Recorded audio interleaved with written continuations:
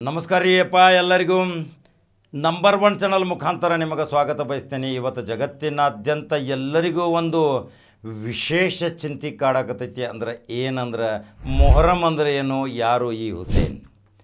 ಮೊಹರಮದ ಬಗ್ಗೆ ವಿವಿಧೆಡೆ ವಿವಿಧ ರೀತಿಯಿಂದ ಆಚರಣೆ ಮಾಡ್ತಾರೆ।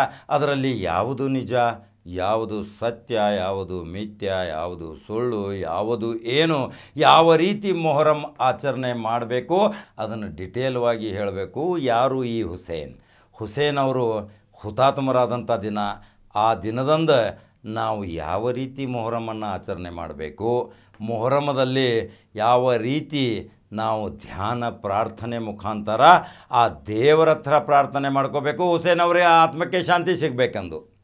ಇದು ಸಿದ್ಧಾಂತ ಮತ್ತು ರೀತಿ ನೀತಿಯಿಂದ ಬಂದಂಥ ಮೊಹರಂ।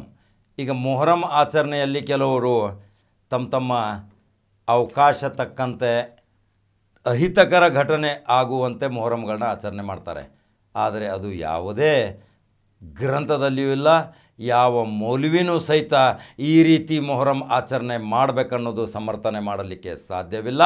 ಮೊಹರಂ ಅಂದರೆ ಪ್ರಾರ್ಥನೆ ಮಾಡಬೇಕು, ಹಸಿದವನಿಗೆ ಅನ್ನ ನೀಡಬೇಕು, ಅನ್ನದಾನ ಮಾಡಬೇಕು, ಯಾರಿಗೆ ನೋವಿದೆ ಅವರ ನೋವಿಗೆ ಸ್ಪಂದಿಸಬೇಕು, ಶಾಂತ ರೀತಿಯಿಂದ ಏಕಾಂತ ಚಿತ್ತತೆಯಿಂದ ಪ್ರಾರ್ಥನೆ ಮಾಡಿ ಆ ಹುಸೇನ್ ಅವರ ಒಂದು ಆತ್ಮಕ್ಕೆ ಶಾಂತಿ ಸಿಗಲಿ ಅನ್ನುವ ಪ್ರಾರ್ಥನೆ ಮಾಡಬೇಕಲ್ರಿ।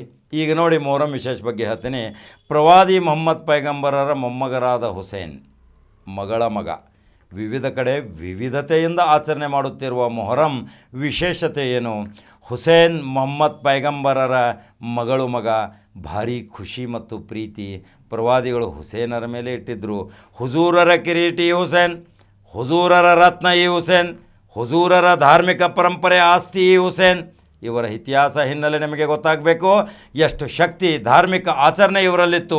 ಇವರ ಸ್ಮರಣಾರ್ಥ ಇಂದು ನಾವು ಹುಸೇನರ ನೆನಪಿಗಾಗಿ ವಿಶೇಷ ಉಪವಾಸ, ವಿಶೇಷ ನಮಾಜ್ಗಳನ್ನು ಶಾಂತಿಯಿಂದ ದುಃಖಿತರಾಗಿ ಸ್ಮರಿಸಬೇಕು। ಇವರ ಕಾರ್ಯ ಧಾರ್ಮಿಕತೆ ನೋಡಿದರೆ ಒಂದು ವೇಳೆಯ ನಮಾಜವನ್ನು ತಪ್ಪಿಸದೆ ವಿಶೇಷ ಪ್ರಾರ್ಥನೆಯೊಂದಿಗೆ ಅಲ್ಲಾಹನನ್ನು ನೆನೆಸುತ್ತಾ ಇರುತ್ತಿದ್ದರು ಈ ಹುಸೇನ್। ಮತ್ತೊಂದು ಇವರ ಇತಿಹಾಸ ಕೇಳಿದರೆ ಬೆಚ್ಚಿ ಬೀಳುತ್ತೀರಿ, ಮೈಮೇಲಿನ ರೋಮ ಸಹಿತ ಎದ್ದು ನಿಲ್ಲುತ್ತವೆ। 25 ಸಾರಿ ಕಾಲು ನಡುಗೆಯಿಂದ ಹಜ್ ಯಾತ್ರೆ ಮಾಡಿದ ಇದೇ ಹುಸೇನ್ ಪ್ರವಾದಿ ಹಾಗೂ ಅಲ್ಲಾಹನ ಪ್ರೀತಿಗೆ ಪಾತ್ರರಾದ ಇಂಥ ಮಹಾನ್ ಹುಸೇನರ ನೆನಪಿಗಾಗಿ ನಾವು ಪ್ರಾರ್ಥನೆ ಮಾಡಬೇಕು। ಇಲ್ಲ ಸಲ್ಲದ ಘಟನೆಗಳು ಇಸ್ಲಾಂದಲ್ಲಿ ನಿಷೇಧ।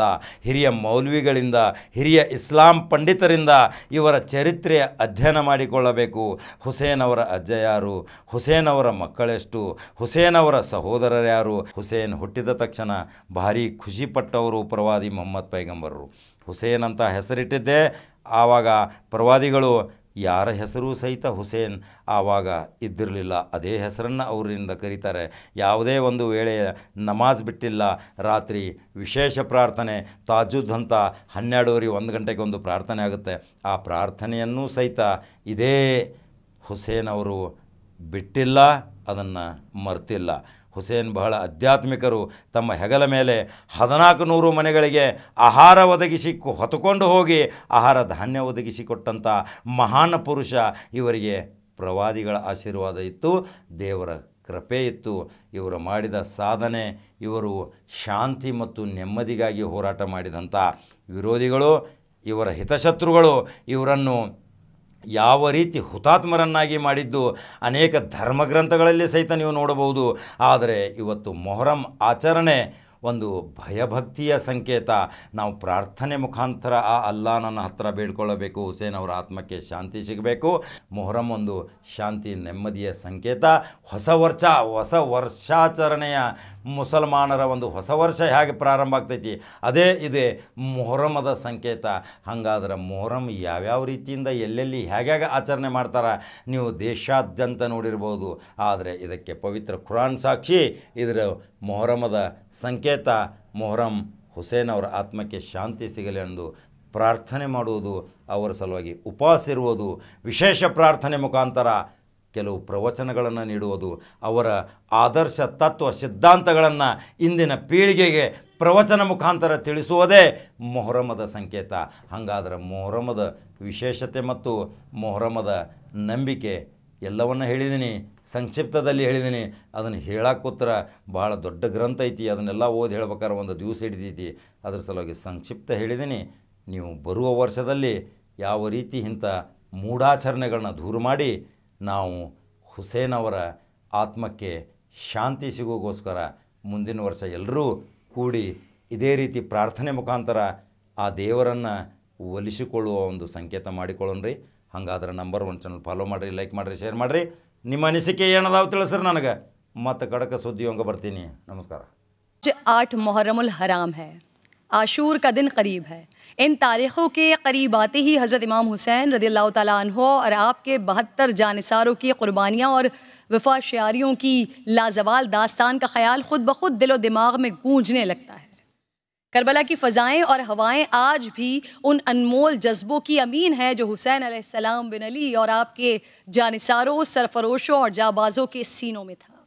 जहाँ शहादत की तारीख़ रकम की जाएगी, वहाँ करबला का नाम सर फ़हरिस्त होगा। वाक़ई करबला को शनाख्त हुसैन ने दी है, लेकिन हुसैन की शनाख्त तो रसूल अल्लाह से है। हुसैन वो हैं जो नवासे रसूल, जिगर गोशा बतूल, रसूल अल्लाह की आँखों के नूर, सहाबा कराम के दिलों के सुरूर, सरदारे नौजवानाने जन्नत, शहसवारे दोशे रसूल, हैदर कर्रार के लख्ते जिगर, फ़ातिमा के नूर नज़र, इस्तकामत के जबल उहद, इस्तक़लाल के नैयर ताबा, बुलंदियों के मुंतहा शबी मुस्तफ़ा है। हुसैन तो वो हैं कि जिनकी पैदाइश पर सबसे ज़्यादा खुशी रसूल अल्लाह सल्लल्लाहु अलैहि वसल्लम को हुई। हुसैन तो वो हैं जिनका नाम रसूल अल्लाह ने रखा। हुसैन तो वो हैं जिनको घुट्टी रसूल अल्लाह ने अपने लुआब दहन की दी। हुसैन तो वो हैं जिनका नाम आसमानों से अता किया गया। हुसैन वो हैं कि आज से पहले कायनात में किसी का नाम हुसैन नहीं था। हुसैन वो हैं जिन्होंने 25 हज पैदल अदा फरमाए। हुसैन वो हैं जो रात को नवाफिल में खड़े होते तो पहली ही रकत में आज़ान फ़जर का वक्त हो जाता। हुसैन वो हैं जिनसे सहाबा कराम अपने लिए दुआएं करवाते। हुसैन वो हैं कि इश्क़ इलाही में इस कदर आहुजारी करते कि चेहरा अनवर पर आंसुओं से लकीरें बन गई थी। हुसैन वो हैं सिद्दीक़ अकबर जिनको मिंबर पर बिठाकर खुतबा इरशाद फरमाते। हुसैन वो हैं फ़ारूक़ आज़म जिनको सलाम करने में पहल फरमाते। हुसैन वो हैं जो अपने कंधों पर राशन उठाकर 1400 से ज़ायद घरों तक पहुँचाते। हुसैन वो हैं कि नमाज तहज्जुद, तकबीर औला और नमाज जनाजा जिनसे कभी नहीं छूट पाई। हुसैन वो हैं जो मुस्कुराते तो हज़रत उस्मान फरमाते कि जन्नत में बहार आ गई है। हुसैन वो हैं जिनको धोखे से बुलाकर शहीद किया गया। हुसैन वो हैं जो नाना के दीन के लिए अपने अहलो अयाल समेत जान अपने रब के नाम पर कुर्बान कर गए। हुसैन वो हैं जिन्होंने अपनी औलाद की ऐसी तरबियत फरमाई कि कातिल भी आया तो उसे भी इमाम ज़ैनुल आबिदीन की तरफ से पानी पेश किया गया। हुसैन का ज़िक्र सिर्फ ईमान का तकाज़ा नहीं, इश्क़ हुसैन बख्शिश की भी सनद है।